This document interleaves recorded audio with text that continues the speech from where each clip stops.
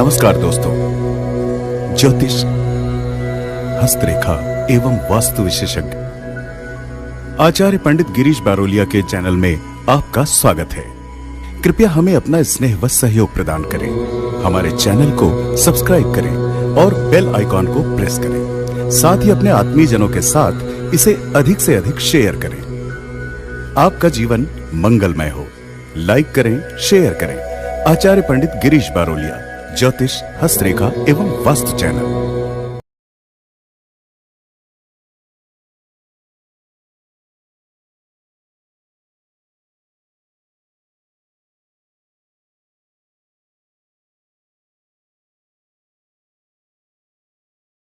राधे राधे, जय श्री कृष्णा। नमस्कार, मैं आचार्य पंडित गिरीश बारोलिया। गायत्री महामंत्र। ओम भूर्भुवः स्वाहा तत्सवितुर्वरेण्यं भर्गो देवस्य धीमहि धियो यो नः प्रचोदयात्। अखण्डमण्डलाकारं व्याप्तं येन चराचरं तत्पदं दर्शितं येन तस्मै श्रीगुरवे नमः। तस्मै श्रीगुरवे नमः। मित्रों, बहुत सारे माताओं बहनों के फ़ोन आ रहे हैं कि आचार्य जी, महिलाओं के लिए गायत्री मंत्र का जाप करना चाहिए या नहीं करना चाहिए। बहुत सारे वीडियो लोग सुन लेते हैं और बहुत सारी भ्रांतियाँ लोगों के घर के अंदर बैठ जाती है। पूज्य गुरुदेव ने अपने जीवन में जितना साहित्य लिखा है उतना किसी भी व्यक्ति ने नहीं लिखा है। उसमें उन्होंने सारी भ्रांतियों को तोड़ा है। वैदिक काल में विश्वामित्र ने गायत्री मंत्र को सार्वजनिक रूप से किया था। आज के इस युग में यदि गायत्री मंत्र से किसी ने परिचय कराया है, लोगों को जन जन तक पहुंचाया है, तो वो काम सिर्फ और सिर्फ परम पूज्य गुरुदेव आचार्य पंडित श्री राम शर्मा ने किया है। इसके पहले कोई भी व्यक्ति गायत्री मंत्र को जपने में डरता था कि इसे सिर्फ ब्राह्मण ही जप सकते हैं, इस मंत्र को कीलित किया हुआ है, इसे जो है महिलाएं नहीं जप सकती हैं, इसे अन्य जाति का व्यक्ति नहीं जप सकता है। ऐसी कई भ्रांतियां लोगों के मनों में डाल दी गई थी। लेकिन इन सब से पूज्य गुरुदेव ने लोगों को बाहर निकाला। लेकिन इसके पश्चात भी कई जगह इस प्रकार का आपको मिल जाएगा, कई लोगों के व्याख्यान मिल जाएंगे कि स्त्रियों को गायत्री मंत्र नहीं जपने चाहिए या अन्य जाति वर्ग के लोगों को गायत्री मंत्र नहीं जपने चाहिए। लेकिन प्रत्यक्ष किम प्रमाणम, प्रत्यक्ष के लिए किस प्रमाण की आवश्यकता है। आज गायत्री परिवार में इतने ज़्यादा लोग जुड़े हुए हैं, उनमें हर वर्ग के लोग हैं, हर जाति के लोग हैं, ब्राह्मण से लेकर के शूद्र तक सब गायत्री मंत्र का जाप कर रहे हैं। लेकिन किसी के साथ कोई अनर्थ नहीं हुआ है। माता जी ने स्वयं गायत्री मंत्र का जाप किया, उनके साथ कुछ नहीं हुआ। उनकी लड़की, जिन्हें हम दीदी के नाम से संबोधित करते हैं, उन्होंने गायत्री मंत्र का जाप किया। और शांति कुंज हरिद्वार में आप नवरात्रि पर्व पर चले जाएं या विशेष उस पर चले जाएं, वहाँ छोटे छोटे शिविर चलते रहते हैं, 9 दिन के, 40 दिन के। उनमें सब बहनें भाग लेती हैं और सभी जो है उसमें बढ़ चढ़ करके भाग लेती हैं और सभी लोग साधना करती हैं। हम भी 10 साल तक गायत्री शक्तिपीठ के चीफ ट्रस्टी रहे। हमारे कार्यकाल में इतने बड़े बड़े आयोजन हुए, उन आयोजनों में सबसे ज़्यादा भागीदारी बहनों की रहती थी। चाहे वो कलेक्शन का काम हो, चाहे प्रचार का काम हो, किसी भी प्रकार का काम हो, उसमें बहनें सबसे ज़्यादा अग्रगण्य रहती थी। तो बहनों के लिए कहीं पर भी किसी भी तरीके से इस चीज़ पर संदेह नहीं करना चाहिए कि महिलाएं गायत्री मंत्र नहीं जप सकती हैं। यत्र नार्यस्तु पूज्यन्ते रमन्ते तत्र देवता, यह हमारे शास्त्रों में लिखा हुआ है कि जिस जगह पर नारी की पूजा होती है उस जगह देवताओं का वास होता है। तो जहाँ नारी की पूजा होती है तो फिर नारी के लिए कैसे प्रतिबंधित किया जा सकता है कि वो गायत्री मंत्र से वंचित रह सकती हैं। जितने भी बड़े बड़े ऋषि मुनि हुए हैं उन्होंने देवता को माँ के स्वरूप में पूजा है। माँ के अंदर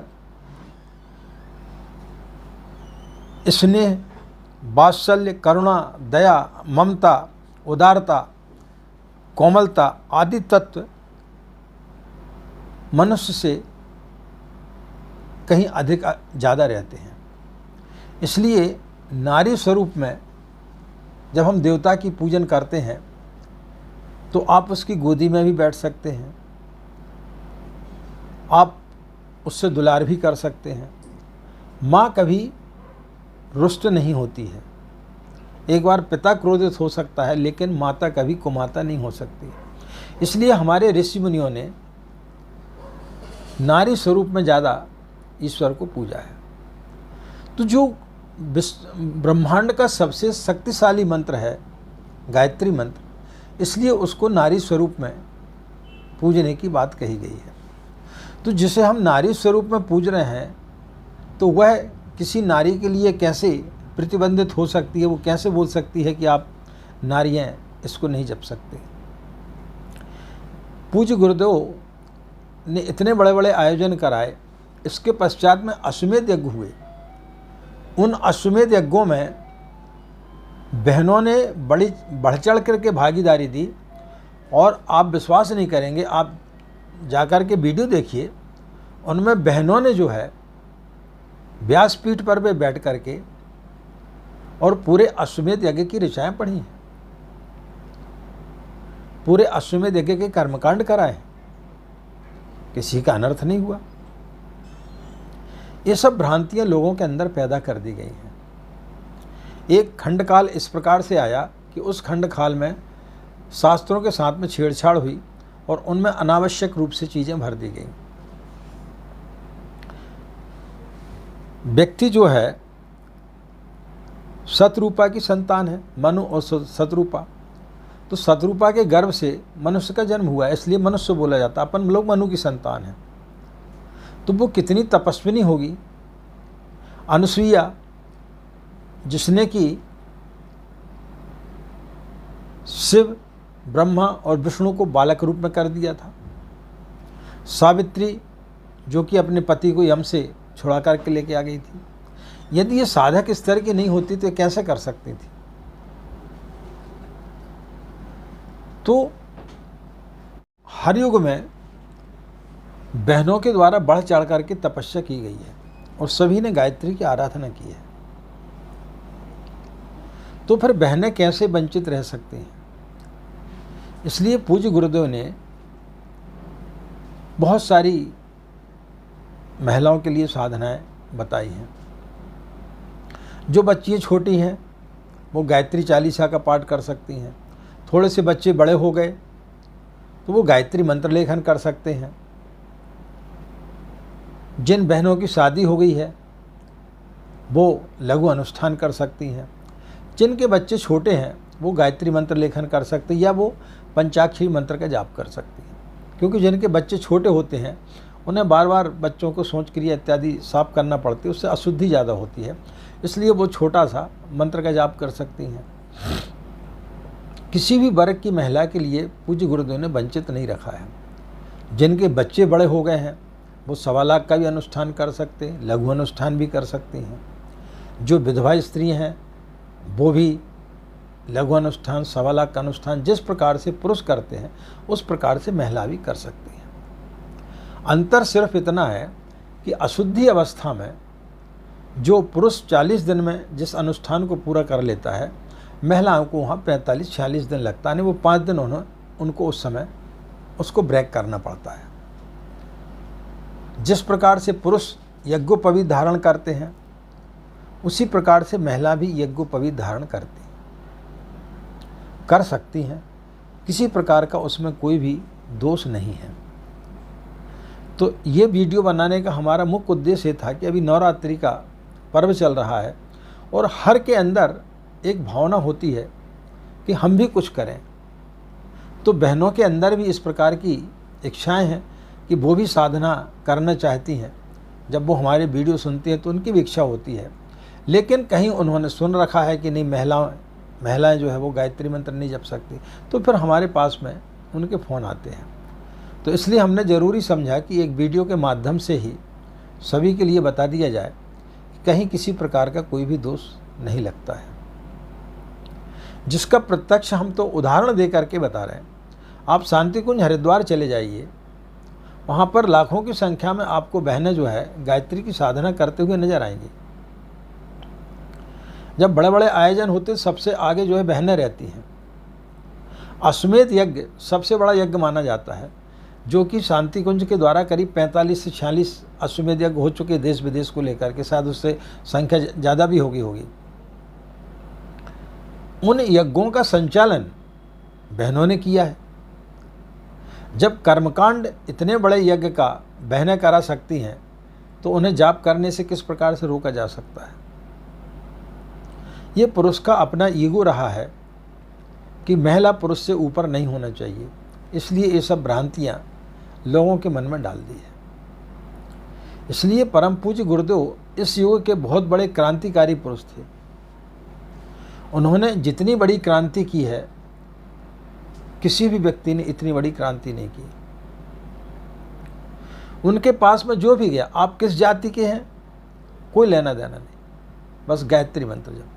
हर जाति वर्ग के व्यक्ति को गायत्री मंत्र जपवा दिया, लेकिन किसी का कुछ हुआ क्या? किसी का कुछ नहीं हुआ। बहनों ने गायत्री मंत्र जपा, उनके साथ में कुछ बुरा हुआ क्या? नहीं हुआ। इसलिए इन सब भ्रांतियों से हमें दूर होना चाहिए और इस प्रकार की कोई भी भ्रांति नहीं पालना चाहिए कि बहनें या विधवा या शादीशुदा या बच्चियाँ गायत्री मंत्र नहीं जप सकती। सबको उतना ही अधिकार है जितना कि पुरुषों को है। फिर से बोल रहे, जितना अधिकार पुरुषों को है उतना ही अधिकार बहनों के लिए गायत्री मंत्र जपने का है। बस सावधानी क्या होती है कि आप यदि 40 दिन का अनुष्ठान कर रहे हैं तो 5-6 दिन जो आपकी अशुद्धि अवस्था का रहता है वो आपके 5-6 दिन वहाँ पर बढ़ जाता है।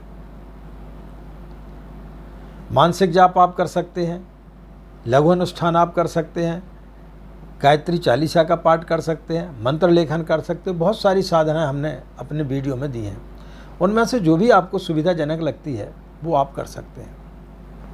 तो आशा मित्रों, समस्त बहनों की भ्रांतियां दूर हुई होंगी और बहनों में यदि इस प्रकार की चीज़ें नहीं हुई होती तो भगवान राम कौशल्या के यहाँ क्यों पैदा होते? भगवान कृष्ण रोहिणी और यशोदा को किस प्रकार से स्नेह देते? स्त्रियों को बल्कि ज़्यादा गायत्री मंत्र का जाप करना चाहिए ताकि उनके अंदर जो शिशु पल रहा है, गर्भस्थ महिला को, ताकि उसके अंदर जो शिशु पल रहा है वो अच्छे संस्कार लेकर के पैदा हो। उन्हें अच्छा साहित्य पढ़ना चाहिए, उन्हें गायत्री मंत्र की जरूर साधना करना चाहिए। तो कहीं भी कोई भी भ्रांति बहनों के अंदर मुझे लगता है कि इस वीडियो के बाद में नहीं रहेगी। आप लोग किसी भी प्रकार की कोई भी शंका ना रखें मन में, गायत्री मंत्र का आप जाप करें, आपको भी उतना ही लाभ मिलेगा जितना पुरुषों को मिलता है। और माताएं बहनें जो है वो ज़्यादा समर्पित होती पुरुषों से, इसलिए बहनों के लिए जल्दी फायदा होता है। स्त्रियों को जितने जल्दी गायत्री मंत्र फलित होता उतना पुरुषों को नहीं होता, क्योंकि पुरुषों में समर्पण की भावना नहीं होती, उनके अंदर हमेशा कोई ना कोई संदेह बना रहता है। लेकिन स्त्रियों में समर्पण की भावना होती है, वो अति भावुक होती हैं, इसलिए उनको माँ बड़े जल्दी प्यार देती है। तो आशा इस वीडियो के माध्यम से आप लोगों की भ्रांति दूर हुई होंगी। इन्हीं कामनाओं के साथ में कि आप लोग भी गायत्री का अनुष्ठान करें, आप लोग भी गायत्री मंत्र का लाभ उठाएं। आप लोगों का दिन मंगलमय हो, आप लोग खुश रहें, मस्त रहें। माँ गायत्री की असीम कृपा इसी प्रकार आप लोगों पर बनी रहे। हमें आज्ञा दें। नमस्कार। ओम शांति।